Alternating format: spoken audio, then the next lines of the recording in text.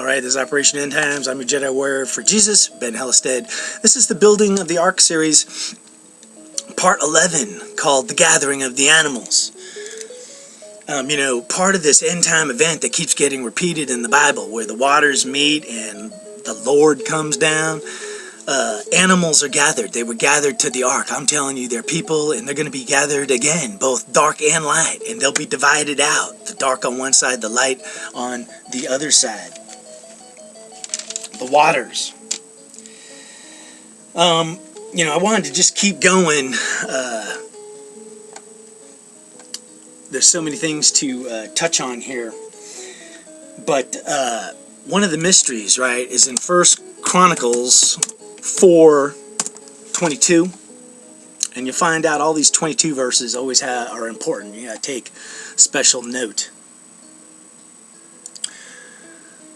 But it's talking about the sons of Shelah, the son of Judah, the third son of Judah. But 1 Chronicles 4:22, it says, "And Joachim, and the men of Chozeba, and Joash, and Seraph, who had the dominion in Moab." These were kings in Moab, which is the land of Canaan. And Jehu Elohim. And these are ancient things, and that's very important because there are ancient mountains, ancient hills, the ancient river of Kishon, the Ancient of Days, which in my opinion might just be the sun, because the sun is what creates days. But, the Ancient of Days comes in Revelations when the Son of Man returns. So to me, that's the fullness of time and space, But what's interesting here is the sons of Selah. Joachim means Jehovah raises up. That's a mighty man. Chozeba means men of the falsehood, liars, evil men. The root, it comes from the root. Chozeba is Hebrews 35:78. Joachim was Hebrews 31:39. The root of Chozeba is liar, which is mentioned in the Bible 16 and 16 times. That's the 44 and the 44. To fail, to be in vain, vanity. Joash, given by the Lord, and this one is shocking. Seraph, which sounds like Sarah, a princess, but Seraph was to burn, a species of venomous, fiery serpents, flying dragons. The seraphim are a group of angels that the root of that comes from Seraph. But Seraph was living in the land of Moab, which was an evil, wicked land. So, what I'm going to tell you is just like there are regular humans, mankind, where there are both men and women, there are daughters of men, which is people who are spiritually have sight, vision, and for some reason their brains are just tapping into spiritual things, both dark and light. And they are both men and women, but they're known as being lit up, whether it's dark light or God's light, But likewise, there are the children of iniquity, which are the Nephilim descendancy, the giants, the men of renown, and that's who some of these guys are, the ancient things, Seraph, So these were mighty men, like Goliath was a descendant of the Nephilim, but they were 3D carnal manifestations, and they were worshiping the Queen Mother, the Queen Bee. There's a basic formula. If you use your carnal mind for thinking, Jesus, 9/11, the 11, the 111. But if you use just carnal math, 1 plus 1 equals 2. But on a higher level of thinking, 1 plus 1 does not equal 2. 1 plus 1 equals 3. Because it's 1, and then the plus is the cross of Jesus, and 1, so that's 3. It's a triune, And what everybody should be doing before a 1 and a 1 get together, they should be getting together with the cross of Jesus. So if they're both, seeing the same spiritual God, God the Father, Jesus Christ, then 1 and 1 can come together, and 3 becomes 1, 3 and 1. But the dark side, they try and do the exact same thing. They want to have a triune, And they want to have 1 + 1 = 2. And Adam then, when he saw 1 + 1 = 2, he then said, well, the 2 will become 1 again, so 2 = 1. But where was God in that? God wasn't in there. When Adam said that, he had one eye blind. He was walking away from God. But there's the truth. It's not 1 + 1 on the dark side. It's 1 - 1, which equals 0, nothing, doom. So the dark king and the dark queen, there's no glorious kingdom or 1,000-year reign. There's nothing but zeroness, doom, death, destruction, and eventually just being washed away. But that's how the numbers work: the 3 and 1, the 2 and 1, and the 0. Okay, what you find out is one of these daughters, once again, I'm just following my notes here, but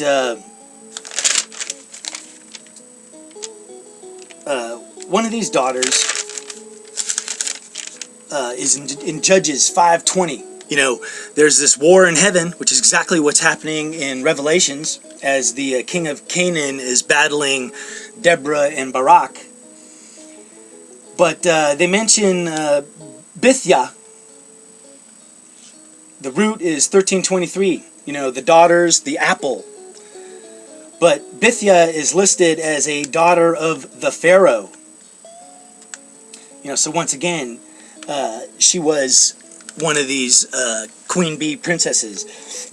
Moses had a sister, Miriam, and her name means rebel and bitter. But I'd say she was lit up as well. Nahum and Hodiah, the majesty of Jehovah. It's Ezra's wives when Ezra, it's in 1 Chronicles 3:3. I think it is. I'll have to double, or Chronicles 4 possibly. But there's this really mysterious thing, because it's talking about Ezra's wife, and then it says she bare Miriam, which means rebellious and bitter, but it's actually who is she, because after she, they then mentioned the 2 wives, Jehudijah, which means who bare Jared, descent, which is Jewess, like a queen of the Jews, and then Hodiah, majesty of Jehovah, Hebrews 19:40, the root, which means Jew.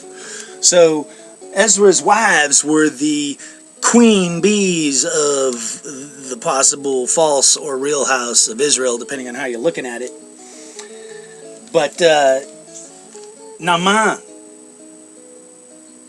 was a brother, I think, and his name, Naaman, means comfort. That's Noah. So these names keep getting repeated.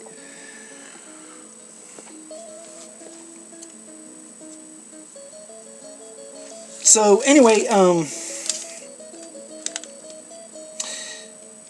you got these 2 tribes at the base of Mount Hermon that the sons of God had children with, bore children. The dividing up, of, it says in the days of Peleg, the earth was divided up. That was not a godly thing, And basically, that's where we're at now. When we say what is unfolding. The top story on Al Jazeera the other day was a woman by the name of Iram Sharmila. She's been on a hunger fast for 13 years. I'll let you just read her story, but the reason why she's been in prison for 13 years and has been on a hunger fast for 13 years, she's like the modern age Gandhi over there in India, is India made a law where the army, the men in the army, are immune or absolved of all the atrocities of torturing and killing and raping women. And she said she's not going to eat again until they rescind that law. But that's kind of the dynamics of the dark and the light. Because from the start of time, the model of God, Jesus, above and mankind below, our relationship is a man to a woman, that we are subservient, willing servants to God. But there is no marriage in heaven. But what manifested here on the planet Earth was this dark, shadowy thing, marriage, where the churches for thousands of years have not only been beating women down, letting them have no role, no mention. You know, like I said, you can't hardly find names of wives or sisters or mothers in the Bible. It's all a big cover-up because they don't want you to know that women have a role in the kingdom of God.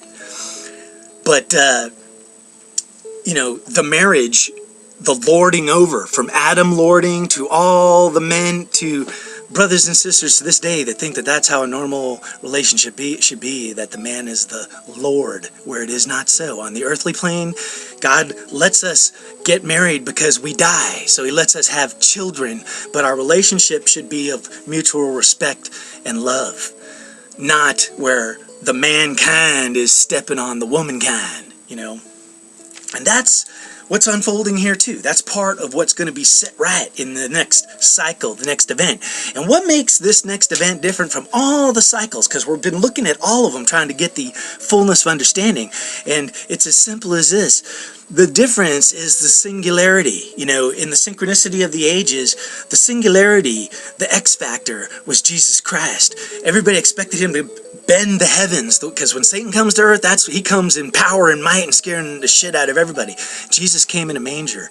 It was a mystery. It was the mystery of the abyss, of the woman, the blessing of the bosom of Christ, because he came as a servant with compassion and mercy and love. And that is the qualities of the daughters of men, my friends.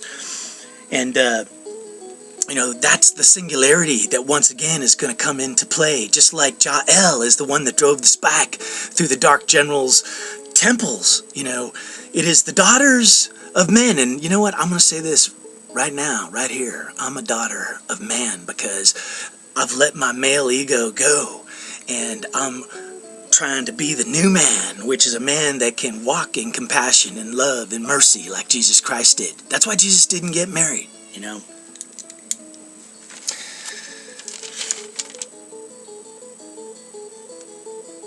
On the dark side, you got the queen bee and worker bees that can be easily crushed. You got the pride, the king, the roaring lions that devour people.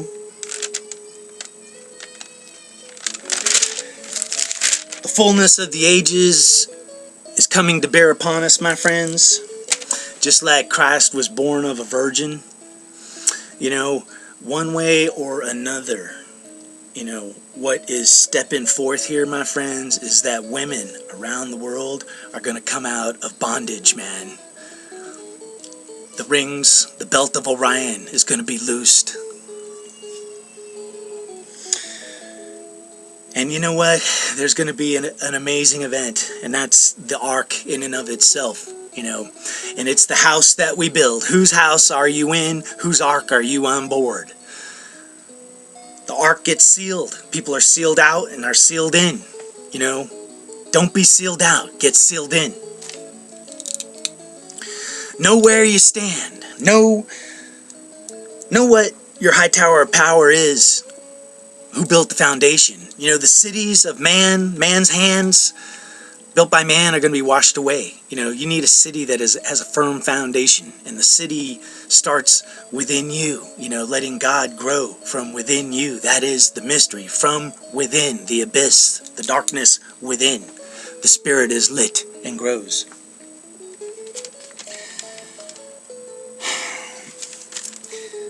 You know, there was another daughter, I think it was in Judges 4:3, Hazazel, means facing the shadow, looking back. That was Lot's wife.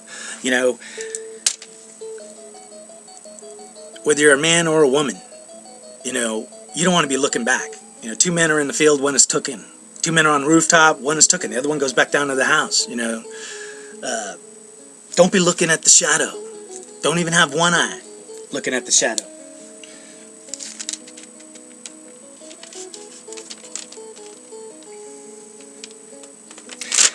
You know, we're all on a common walk towards love and truth.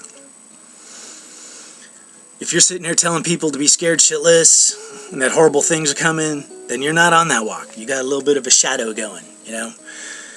It doesn't matter if some of the details that we have right now. Everybody has the fullness to the best of their abilities of who and what they are and the experiences they are having. But I am telling you, my friends, the common walk, the common path, the ark, the vessel. We are all vessels, but the big vessel, Jesus Christ, the shepherd. Abel was a shepherd. But the common path of truth and love, we will land on the common shore with a firm toehold, and we will fight to gain the land. That's right. We will take down the giants, and we will move the mountains. All right. Hey, God bless you.